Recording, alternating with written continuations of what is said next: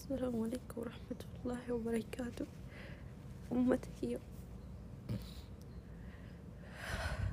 لكم أنا من جد رمجي بيا بي ما تكي غرغرة جي هادك يا بليوانك يا غرغرة جي بيا بي كاس أديتو سو هادك يا يادو سو بليوانك يادو أوبسين زراتي مانا كان إجارتي طاري وكاس أديتي قوياتك كتين على ديغان هادك يا أبا هوري نقول دستبليو ممكن يدرك يتيمة يساوي mana kana keessa jira osoo isaan keessa jiran irratti diiganii hadhaalattiin alaa bahan lafaa yeroo gannaati sharaa kana waxxaratanii gubbarraa akkam nama gaddisiisa seetan dhugaa waaqa akkam nama gaddisiisa seetan dhamaatii kee waggaa 8 guyyaa tokkotti bishaan dhuguu jechuun baay'ee tokko nama gaddisiisa dhugaa waaqa. Sanuu yeroo kanatti yeroo ganna kanaan jechuudha. Waqtiin isaa ammaa biyya keenya Itoophiyaadha. Gannadha yeroo bokkaan roobudha jechuudha. Haala akkasii keessa osoo dhukkubsatanii shamarran keenya osoo dadhabanii haala akkasii keessa ta'anii shamarran baay'een jechuudha. Mana ijaarratanii yeroo manni isaanii guyyaadhuma tokkoon diigamuu dhuguma baay'ee namatti dhaga'ama jechuun abdii nama kutachiisa, iddoo lixxu si dhabsiisa, waan gootu si wallaalchisaa jechuudha.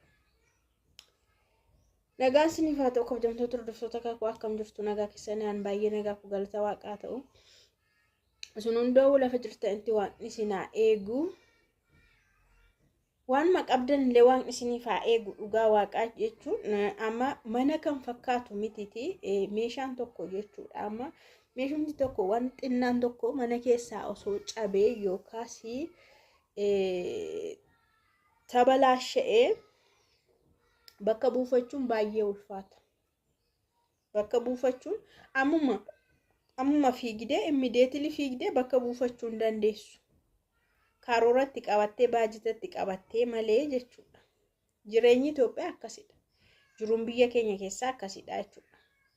Kuna waanti 500, 200, 700, 800 wayi mana keessaa otoo si jalaa cabdee yookaan si jalaa tabalaa karbaan taatee deemtee ammuma dhaqxee yeroo sanatti bakka buufachuu hin dandeessu.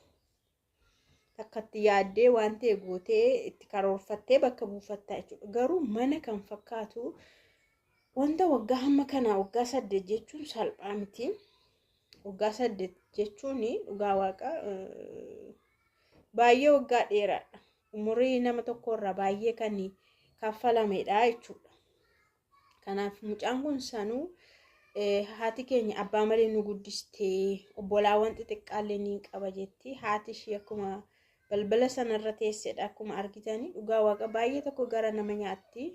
Miskiina dhugaa waaqatoo abbaallee otoo qabaatanii akkuma ta'etti irri qansiraallee yoo hojjete dhugaa waaqa mana isaa jiraachifata baay'ee. Irri jabaan, irri cimaan, abbaa cimaan qansiraadhumallee iddoo barbaade oolee deemee maal jedhee ijoollee isaa guddifata. Dubartiitti garuu baay'ee ulfaata ijoollee guddisuun. Dubartiitti garmalee tokko ulfaata ijoollee guddisuun jechuudha. Sanuu ijoolleen baay'ee yoo ta'an 4, 5, 6 yoo ta'ani garmalee humna ishiitii olidha. Bakka garmalee ulfaata. Haa ta'uti mucaan kun egaa rakkoo haadha ishii kana ilaaltee akka abbaa hin qabne illee ilaaltee ilaali haadha ishiitiif ba'aa irraa buusuuf jettee rakkoo kana furmaata ta'uuf jettee rakkoon biyya keenya inni tokkoffaan immoo manadha. Mana dhugaa waaqa waan nyaatan miti hagabuu keessa yoo bultee baate namni sin argu maal nyaatte garaa kee keessa namni si ilaalu hin jiru uffatuma kee kana ilaalaa. Uffatitti immoo akka ta'etti waggaatti 2 tokko yoo akkuma ta'etti yoo bitattee ishee jijjiirtee miiccattee uffattee ni deemta. Rakkoon hin jiru. Garuu manni baay'ee rakkisaadha biyya kana keessatti. Kireeffachuuf kiraasaa guddaadha. Bakka galiitti argattuu fi baasiyatti baastu wal hin madaalu. Dhugaa waaqa baay'ee tokko riskiidha jechuudha. Kanaaf mucaan kun haadha ishirra ba'aa buusuuf jetteetu kan mana dursa haadha mana ijaarte ilaal. Ofiishiif hin ijaarranne, ofiishiif maan godhanne haadhaaf mana ijaartee mana itti gashitee osoo masaan keessa jiranii diigamee jetti. maal godhure maa gochuun hin danda'amu kan namoota baay'ee diigamee kan ijoollee baay'ee jalaa diigamee bara kana keessa ijoollee baay'een callisanii malee dhiisan malee bakka maamit hojjennee nu fayyaa yoo qabaanne hojjennee bakka buufanna jedhanii baay'een isaanii kisaara ajaa'ibaa keessa warri galan jiru shamarran baay'een jechuudha. Garuu warri akka kanaa warri haadha isaaniitti gashanii ijoollee isaanii haadha obboloota isaaniitti galchanii kan biraa filannoo kan biraafaa hin qabne garuu baay'ee tokko nama gaddisiisa. Warri illee iddoo qaban maatiin illee mana qaban illee rakkoo miti jechuun mucaama sana abbaadhuma jalaa diigame dubartiima sana intaluma sanatu miidhameetti caba malee maatiin alatti kufee ganna kanaan bokkaa kanaan aduu kanaan alatti hin ba'u. Inna baay'ee tokko namatti ulfaata jechuudha. Sanuu biyya Arabaatti immoo akkamitti akka hojjetamu beekamaadha. Inni kaan osoo dhukkubsatu, inni kaan hospitaala galee ba'u, inni kaan osoo okkolu, inni kaan osoo dugda hidhatu, inni kaan osoo mataa himatu, inni kaan maal itoo jedhuuti dhugaa waaqa obsa guddaa keessa yoon galis maalittiin galaa, yoon galee maaliin ta'a, yoon galee maaliin hojjedha, biyyattoo galee biyya keenya keessattuu maaltu jira, anoomaan qabu, humaa bakka hin buufanne, maatii koofu humaan goonee jedheetu namni ofuma isaa ofitti himee jechuudha. Ofuma isaa deebi'ee ofii deebisee waggaa baay'ee jiraate hojjeta jechuudha shamarran keenya. Dhumarra garuu waggaa meeqa booda yeroo waan akkanaas mudatu baay'ee tokko ulfaata. Dhugaa waaqa. Tokko jettee lafa kaasittee hojjechuuf illee haamilee si gaafata. Jajjabaachuu si gaafata. Tokkoffaa immoo maatiin koo akkam ta'uu jetta jechuudha. Amma maatii kana mana kiraayii yoo kireessitee fi isaaniin gargaaraa immoo ammas bakka buusuudhaaf immoo kan biraa hojjettee jechuudha. Hixifii waggaa 8 kana gara fuulduraa hojjechuun dirqama jechuudha.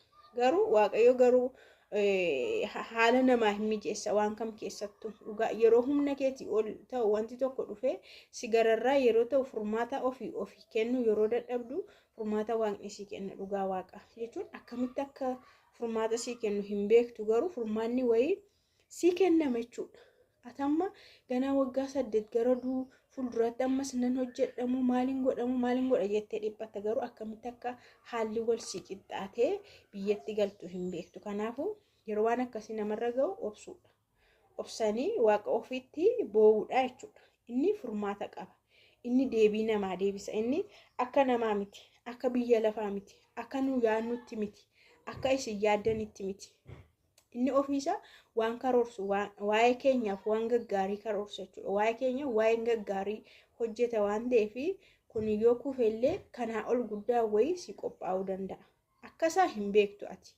Humna keetiinis miti, dandeettii keetiinis miti garuu haala ati hin eegne wanti tokko si qophaa'a. Dhugaa waaqaa jechuudha. Waan ati hin yaadne wayii wanti kan biraa bakka si bu'aa jechuudha. Dafqi kee badee hin badu. Amma lafatti akkana diigamee badee si jalaa hin badu.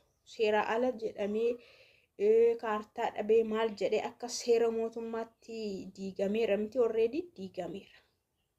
Waaqayyo garuu seera mootummaa cabsitees jedhees hin adabu. Dhugaa waaqa.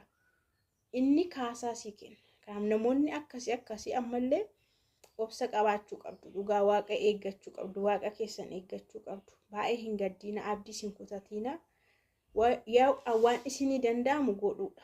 Waan ammallee gara fuulduraatti waan isinii danda'amu gootu. Isa isinii hin danda'amne immoo sila'uu hin dandeessa waan ta'eef waaqayyo isinii hojjeta kan keessan. Akkasidha. Kanaafuu waamti obboleettii kiyya abshirii furmaanni jira. Ammallee jechuudha gara fuulduraattis abdiin jira jechuudha. Abdiin kutatiini. Maatiin kiyya sharaa waxxaratanii sharaa keessa jiru jettee ganna kanaan mana akkasii keessaa bahanii sharaatti galuu jechuun baay'ee tokko ulfaata. Egaa maatii keetiif yoo ammallee mana yoo kireessitee fi haamilee isaaniif jechuudha ofii keefis illee haamilee keetii fi amma fakkeenya mana sana keessatti itti baruu danda'anii yoo dhukkubsatan illee gana yaalamuufis sumatu gaafatamaa. Ganna kanaan jechuudha qorradha bokkaadha itti baruu dhiisuu danda'u. Haati kee kun ifaa amma aariidhaan wal qabateefaa yoo qorra waan tokko ta'anii dhukkubsatan yaaliidhaaf illee gana waan guddaa si gaafata. Amma suma gaafata waan ta'eef mana bakka kutaamu tokko mana jiramti kutaamu tokko waayoo kireessitee fi isa booda dhugaa waaqayyoommoo haala sii mijeessa hin yaaddeen ishee abshir baay'ee tokko na azansiiste mucatti